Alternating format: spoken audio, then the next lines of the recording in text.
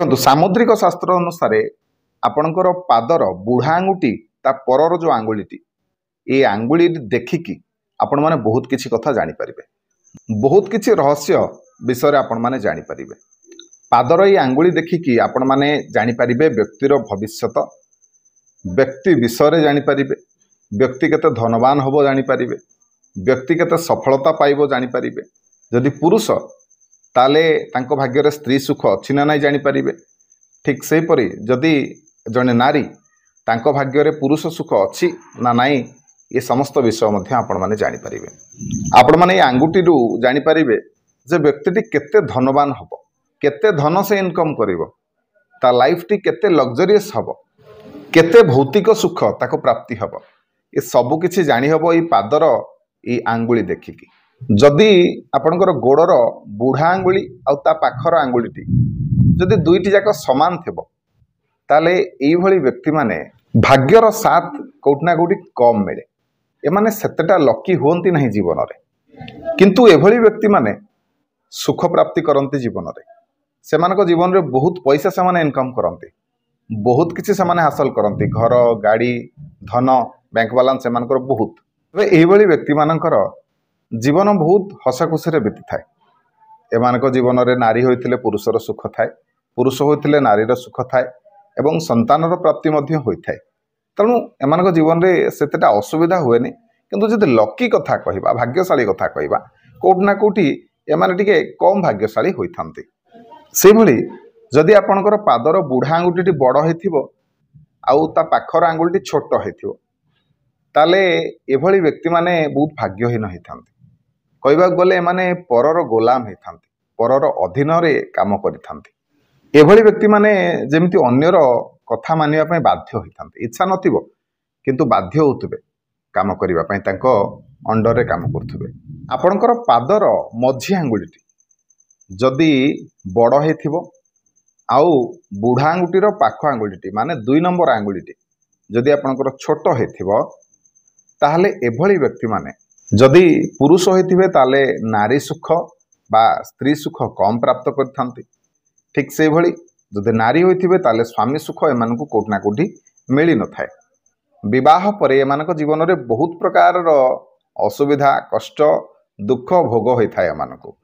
ପାଦର ମଝି ଆଙ୍ଗୁଳି ଠାରୁ ଯଦି ବୁଢ଼ା ଆଙ୍ଗୁଠିର ପାଖ ଆଙ୍ଗୁଳିଟି ବଡ଼ ହେଇଥିବ ତାହେଲେ ବିବାହ ପରେ ବହୁତ କିଛି ସୁଖ ଭୋଗ ହୋଇଥାଏ ଏମାନଙ୍କୁ।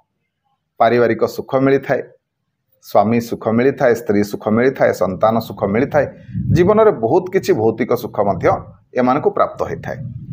ଏଭଳି ବ୍ୟକ୍ତିମାନେ ନିଜର କର୍ମ ବଳରେ ବହୁତ କିଛି ଅର୍ଥ ରୋଜଗାର କରନ୍ତି, କିନ୍ତୁ ବହୁତ କିଛି ଅର୍ଥ ଏମାନେ ସେଭିଂ କରନ୍ତି, ବଞ୍ଚେଇକି ରଖନ୍ତି ଆଗାମୀ ଭବିଷ୍ୟତ ପାଇଁ।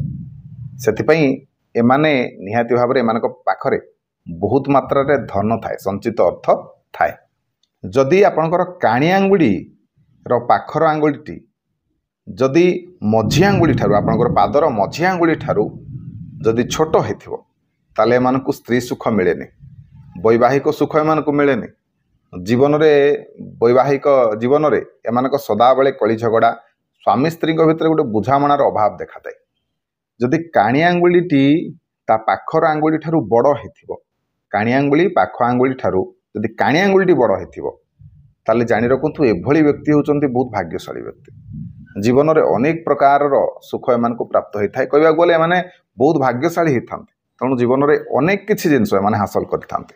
ସେହିପରି ଆପଣଙ୍କର ପାଦର କାଣି ଆଙ୍ଗୁଳି ଏବଂ ତା ପାଖ ଆଙ୍ଗୁଳିଟି ଦୁଇଟି ଯାକ ଆଙ୍ଗୁଳି ଯଦି ସମାନ ହେଇଥିବ ତାହେଲେ ଜାଣି ରଖନ୍ତୁ ଆପଣଙ୍କୁ ସନ୍ତାନ ସୁଖ ମିଳିଥାଏ।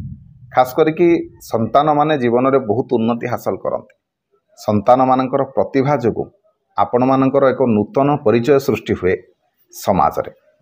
ଏଭଳି ବ୍ୟକ୍ତିମାନଙ୍କର ଆୟୁଷ କମ୍, କିନ୍ତୁ ଏମାନେ ବହୁତ ସଫଳତା ହାସଲ କରନ୍ତି, ମାନ ସମ୍ମାନ ମିଳେ ଏମାନଙ୍କୁ ସମାଜରେ ଏବଂ ଏମାନଙ୍କର ଖାସ କରିକି ସନ୍ତାନମାନେ ବହୁତ କୃତିତ୍ୱ ହାସଲ କରନ୍ତି, ଏମାନଙ୍କର ମୁଣ୍ଡର ଟେକ ରଖନ୍ତି।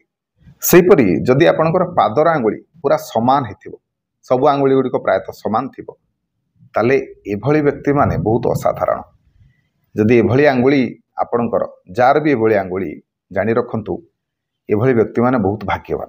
ଜୀବନରେ एमिति सुख नहीं जाए एमानकु प्राप्त हुएनि सबु किछि सुख एमानकु प्राप्त होइथाय एभଳି व्यक्ति माने बहुत सफल होइथान्ते जीवन रे से बेपार करंतु चाकरी करंतु जहाँ भी करंतु जीवन रे बहुत किछि सफलता माने हासिल करंते कहबा गले एपरि व्यक्ति माने बहुत फेमस होइथान्ते लाइफ रे एमानकु बहुत लोक फॉलो भी करंते एवं एमानक पाखरे प्रचुर धन थाए बहुत लग्जरियस लाइफ एमाने मेंटेन करंते तबे एथिला पादर आंगुली जानतु व्यक्तिर भविष्यत विषय व्यक्तिर व्यक्ति विषय से व्यक्ति किपरि तार भाग्य किपरि तबे एथिला व्यक्तिर आंगुली देखिकी जानतु व्यक्ति विषय व्यक्तिर भविष्यत व्यक्ति संपर्क रे अनेक गुड़िए कथा आशा करुच्ची भिडियो आपण मानक निश्चय भल लगी जो भिडियो भल लगी था भिडियो को लाइक करेंगे शेयर करेंगे चैनल को सब्सक्राइब करने को अनुरोध रही जय जगन्नाथ।